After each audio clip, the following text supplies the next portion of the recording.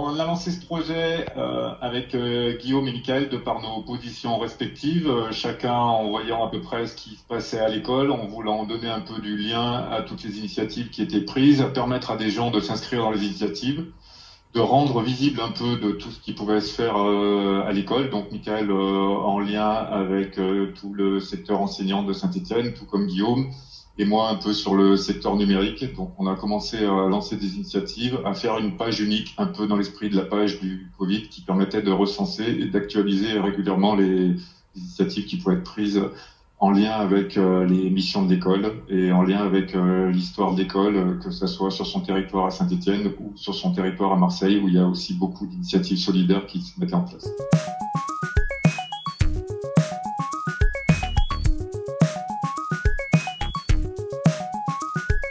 Oui, tout à fait. Moi, j'ai eu l'impression qu'on était sur des îles désertes avec ce confinement et en même temps, ça a ravivé l'envie de connexion entre ces îles. Donc, je trouvais que ça fourmillait un peu partout d'initiatives spontanées et on a souhaité simplement le rendre visible, effectivement, et l'agglomérer sur une page web et le rendre visible. Juste pour compléter, ce qui est intéressant dans cette situation un peu improbable, c'est que les gens sont à la fois isolés chez eux en famille et à la fois ils ont envie de se connecter au monde qui est autour d'eux et être utiles. Et on s'est dit en fait que c'était intéressant de pouvoir donner la possibilité à des personnes de trouver une case, en tout cas une petite mission dans laquelle ils peuvent se rendre utiles. Et il y a beaucoup d'élan de solidarité un peu partout. Et au vu de l'histoire de l'école des Mines de Saint-Étienne, au vu de son passé, ça nous semblait totalement pertinent et même indispensable qu'on soit présent sur cette notion de solidarité. D'où ce petit groupe qui s'est mis en place. Il y a aussi une dimension qu'on voulait donner. L'école est très en lien avec le milieu industriel sur ces territoires. Et là, c'était aussi de lui donner du lien avec tout ce qui pouvait être le milieu associatif, le milieu solidaire. Ça nous permettait aussi d'investir ces champs-là, concrètement.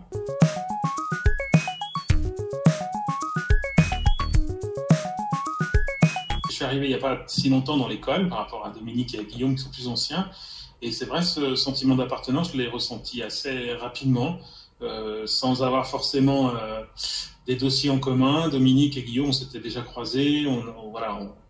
Il y a de la convivialité et je crois que c'est plus simple après d'activer des actions communes à distance une fois que cette convivialité elle a été installée. De la même façon, sur notre site de Gardanne, j'y vais moins régulièrement qu'à Saint-Étienne, évidemment, et en même temps, on prend soin les uns des autres de prendre des nouvelles et de dégager des actions communes. Et puis, paradoxalement, qui suis responsable du secteur pédagogique, j'ai jamais autant dialogué avec des enseignants pendant cette période qui avaient un réel besoin. Il nous a fallu être réactifs. Et ça aussi, ça contribue à réchauffer les liens et à pouvoir parler aussi d'autres choses que les dossiers professionnels qui nous relient, mais effectivement d'actions solidaires.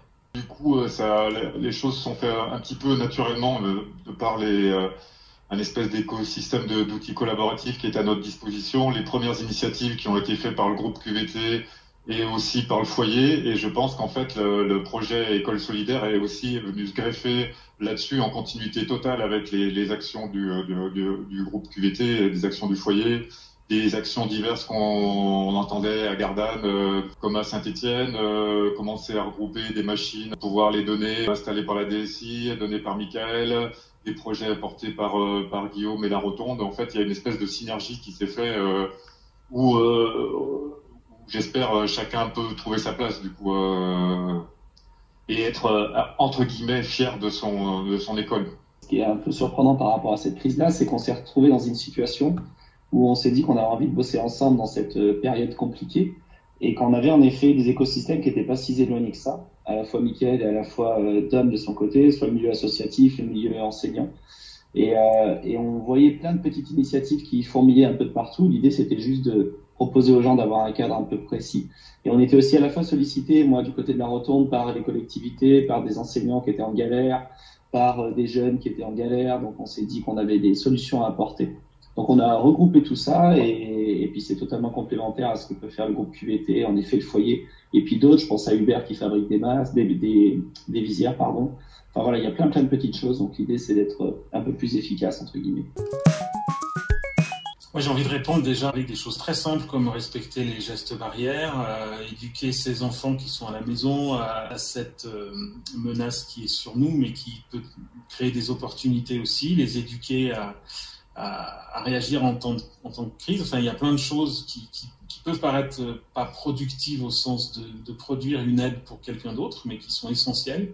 Voilà, j'ai envie d'apporter cet argument. Et puis, pendant cette période de confinement, j'ai lancé des ateliers d'échange, de co-développement, de coaching pour parler du retour post-confinement pour les personnes qui souhaitaient faire mûrir un projet pendant cette période. Et il y a eu des témoignages assez extraordinaires. Je crois que beaucoup sont concernés et c'est des petits pas et des petites choses.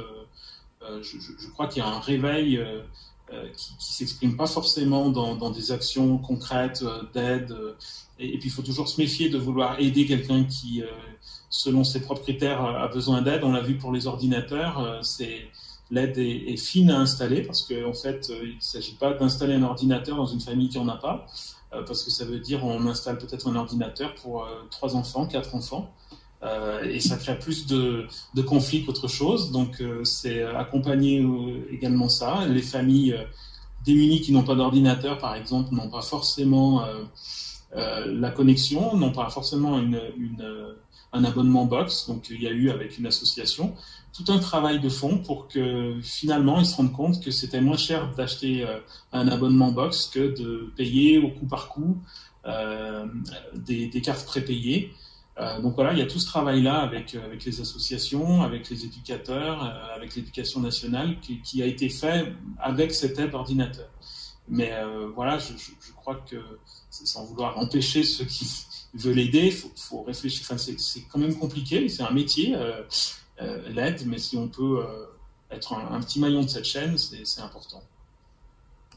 La question de l'utilité, pour rebondir sur ce que dit Michael, moi je me la pose quasiment toute l'année et chaque année. C'est-à-dire que c'est pas uniquement dans la période de la crise du Covid, mais depuis que je fais mon boulot dans la culture scientifique, cette question-là, elle est au-dessus de ma tête en me disant est-ce que moi j'ai un rôle dans la société, est-ce que je rends un service pour quelqu'un d'autre? Là, c'est vrai que le fait d'être en crise, ça exacerbe un peu tout ça. Et pour le coup, si tu as raison, je trouve que t'as des personnes qui peuvent se sentir en décalage et qui vont être centrés sur leur famille parce que c'est une période angoissante, parce qu'il y a plein de choses dehors qui nous font un peu flipper, parce qu'on est mieux à la maison et pas forcément se retrouver dans le discours d'utilité. Moi, je pense que ça, c'est pas grave. Chacun sa place. C'est toute la liberté de prendre la place qui nous est offerte ou de ne pas la prendre. Et être utile, c'est aussi prendre des nouvelles de sa famille, prendre attache de ses enfants, être au plus proche de ceux qu'on aime. Voilà, chacun son niveau. Là, ce projet-là, c'est de se dire on a envie de consacrer un peu plus de temps dans notre quotidien pour essayer d'aller aider les gens qui sont vraiment en galère, parce qu'on a rencontré, on pourra témoigner là-dessus, des gens qui étaient dans la galère à cause de la crise du Covid. Et donc si l'école des mines, via cette petite action, peut amener une toute petite aide très modeste, moi ça me permet de me sentir mieux. Pour recentrer sur l'école solidaire, je pense que aussi un des aspects de ce projet, c'est de se rendre compte que quel que soit notre rôle dans l'école, on est un rouage d'une machine qui permet d'avoir des actions comme celles qu'on a pu voir, qui ont été présentées par Laurent dans sa vidéo et tout. Et finalement, si tout ça se fait, si les gens peuvent travailler et avoir des initiatives comme ça, solidaires et tout, c'est parce que chaque personne dans cette école a une importance. Et l'idée, c'était aussi, je pense, à travers ce projet, de s'adresser aussi au personnel en lui disant, vous êtes important et vous êtes utile. Vous êtes utile parce que grâce à votre rôle dans cette école peut faire ça. Et il y a aussi un message comme ça, à titre personnel, qui était assez important pour moi là-dedans.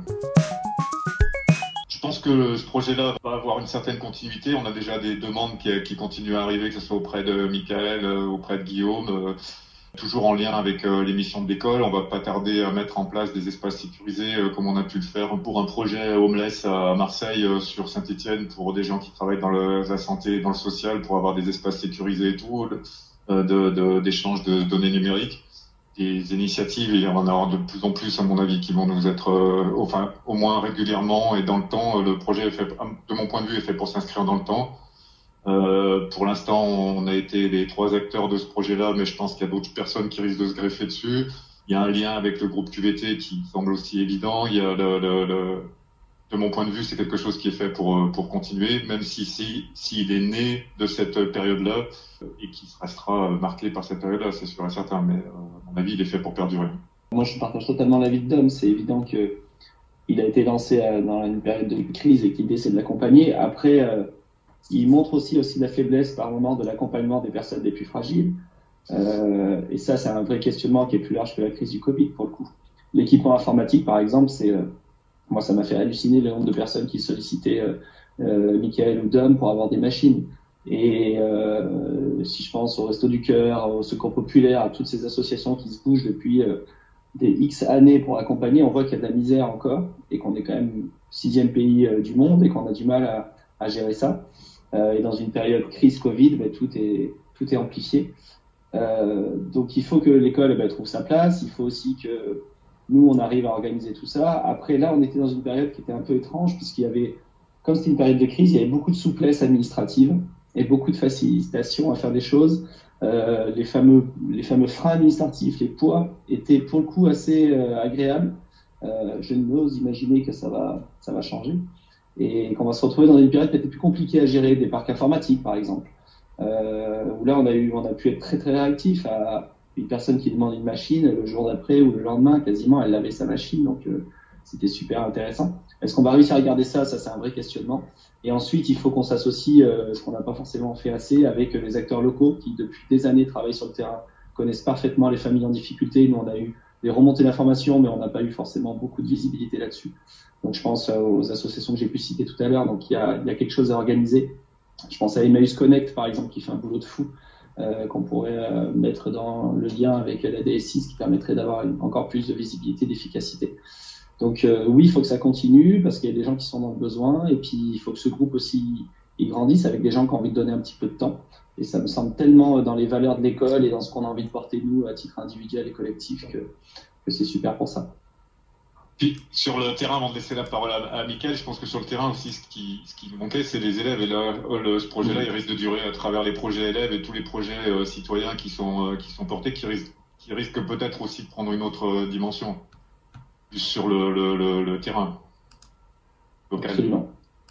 Oui, tout à fait. Mon souhait pour la continuité de cette action-là, elle est du côté, effectivement, comme le disait Guillaume, de décloisonner un petit peu, d'enlever les obstacles qui sont des obstacles un peu dans nos têtes parfois, parce qu'administratifs. Je vois pour l'éducation nationale, par exemple, avec qui je suis assez en lien, très rapidement, les inspecteurs avaient les chiffres et sur un des collèges en difficulté au sens d'éducation prioritaire de Saint-Étienne, c'est 30% des familles qui ne sont pas équipées, qui ont un simple smartphone pour toute la famille, pour suivre les cours. C'est juste pas possible. Et en fait, il y a une sorte de aquabonisme qui se met en place. C'est à quoi bon équiper, si c'est équiper 10 familles, alors qu'il y en a autant à équiper. Et du coup, l'institution, pourtant elle est composée d'hommes et de femmes de bonne volonté, mais l'institution prend ça comme un fait accompli. Et je trouve que là, on a fait des petits ruisseaux et c'est 12 postes qui peuvent être récupérés dans la semaine dans un protocole strict aussi sanitaire qu'avait mis en place la DSI et bravo pour équiper 12 familles et ainsi de suite. Donc on a fait l'expérience de ça, on a fait la preuve du concept, j'ai envie de dire. Donc ça peut continuer et ça j'ai bon espoir.